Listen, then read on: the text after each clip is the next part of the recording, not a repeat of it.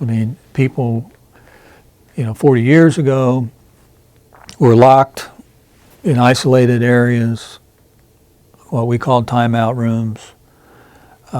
We used everything from rollerboards to four-way restraints to restraint chairs that were in the middle of an open area where other people were around them. So not only were they restrained, but they, it was undignified to be out there, maybe even unsafe if, another resident would attack them or something. Chemical restraints, was prevalent. Medication authorized for other than a psychiatric diagnosis. There was a lot of use of physical restraints in the bar building, particularly. That was the locked unit. Every room was locked. They were all individual rooms, and every room was locked because people were combative. That was the behavioral issue, and there were some folks, two ladies that I can think of, that started at Newcastle when they were maybe 5, 6, 7 years old with heavy doses of psychotropic medications, and they were not improved. When they were in Central 20, 30 years later, we had one individual, I believe he's in a waiver now, who was smart enough to kind of get out of the straitjacket and escape, and so he would be running across grounds with, the straps kind of flapping.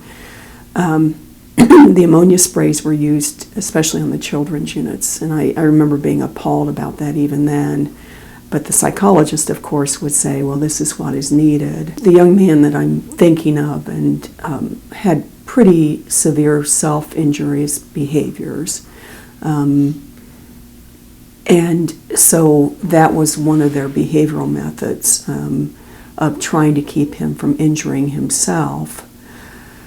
But he spent a lot of time in that, which, and again, he got smart enough, he could undo the straps and get out of the straitjacket, kind of a Houdini thing.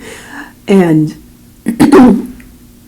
so a lot of his day was spent in restraint, and straitjackets are restraint. Your arms you're not able to use your arms, that's the idea, so that he couldn't do the self-abusive behaviors.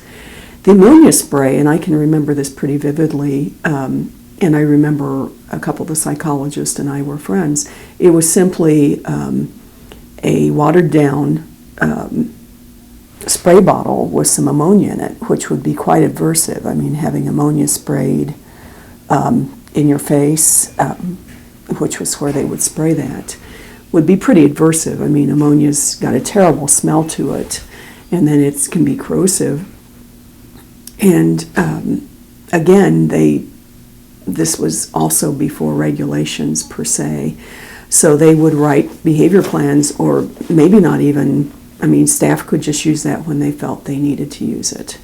So I'm not sure that it was very well organized. I like to think that the regulations now within group homes and to a lesser extent the waiver regulations really prevent that kind of thing from just being used, indiscriminately anytime. But the ammonia spray, especially on the children, that was used in the children's units more so than the adult units.